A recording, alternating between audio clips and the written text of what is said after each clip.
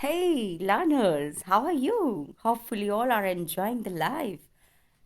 Today, we're going to do a new chapter Nelson Mandela Long Walk to Freedom. Keep learning, keep watching, and yes, have fun in learning. And subscribe my channel too. Let's start. As you can see on the screen, this is a chapter from your first flight, Nelson Mandela Long Walk to Freedom. And we are going to do the question answers. Dear learners, question 1. Where did the ceremonies take place? Can you name any public building in India that are made of sandstones? Yes, here is the answer. The took place in the campus of the Union Building of Pretoria, which was attended by dignitaries and leaders of many nations.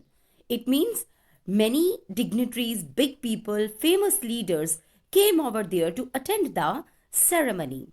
Rashtrapati Bhavan and Red Fort in India are buildings made of red stone. So it was asked in the question that can you name any public buildings in India that are made of sandstone? So the answer is Rashtrapati Bhavan and Red Fort. These two are buildings made of red stone. Now coming to the next question. Second question. As you can see, this is a very small question. Can you say how 10th May is an autumn day in South Africa? Yes, as South Africa is in the southern hemisphere, May falls in the autumn season. It may fall in the autumn season.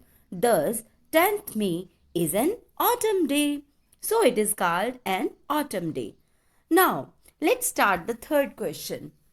At the beginning of his speech, Mandela mentions an extraordinary human disaster. What does he mean by this? What is the glorious human achievement he speaks of at the end? So, he talked about the glorious achievement at the end of his speech. So, what was that glorious achievement? Yes, we will read and learn from this answer. By an extraordinary human disaster, Mandela means to state the practice of apartheid in South Africa.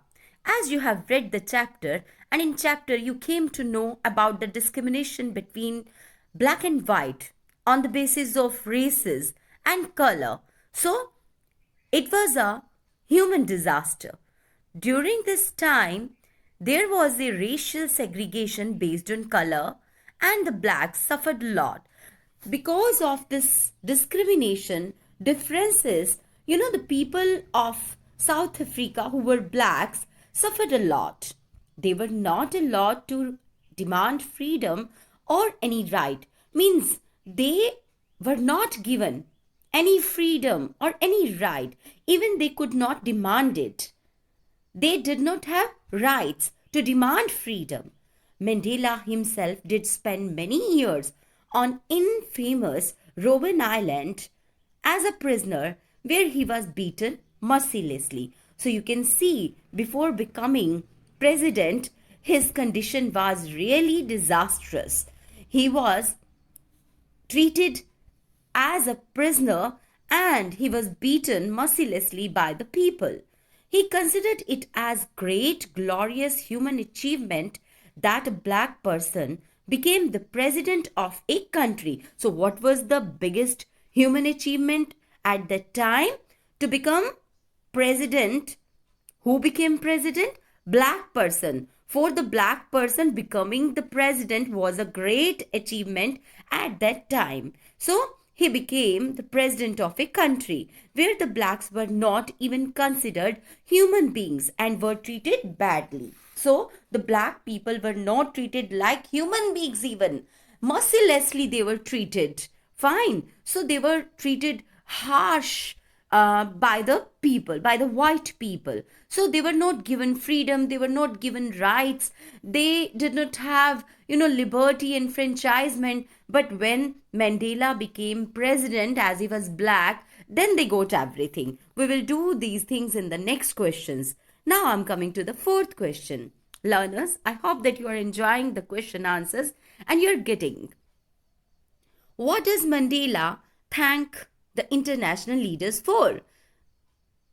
Now, the answer, Mandela felt very privileged to welcome the international leaders at the swearing in ceremony. It was oath taking ceremony when he was going to become president of South Africa. Then it was oath taking ceremony. Fine. So all the dignitaries from various countries came over there. So Mandela felt very privileged. He felt very honored to welcome the international leaders at the swearing ceremony, because not too long ago, it was not a long time past when the South Africa were considered outlaws. Africans were considered outlaws. He thus thanked all of them for having come to witness the historical ceremony. Why it is called historical ceremony? Because it created a great history that a black became president. So at this ceremony, so many dignitaries came over there.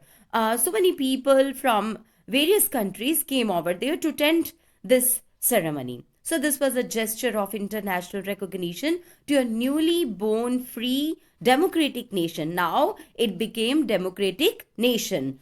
And it could be considered as a common victory for justice, peace, and human dignity. Now, it was considered as the victory of justice. It was not the victory of blacks.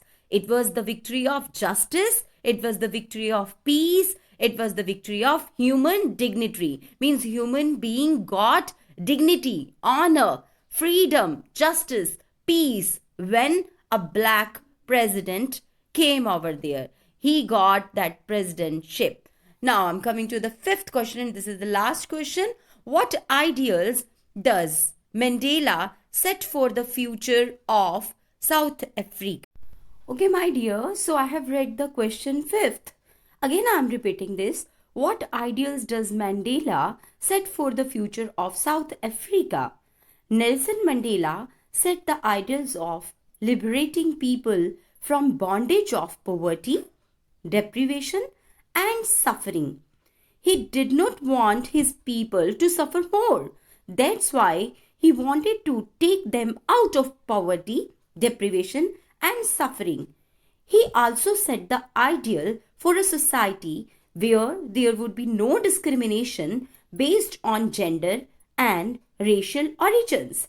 Means he wanted to set a society, an ideal society where there would be no discrimination, no differences based on gender or racial origins.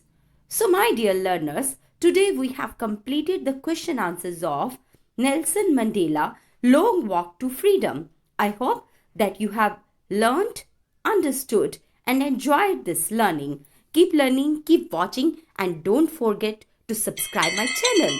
Goodbye. Have a nice time.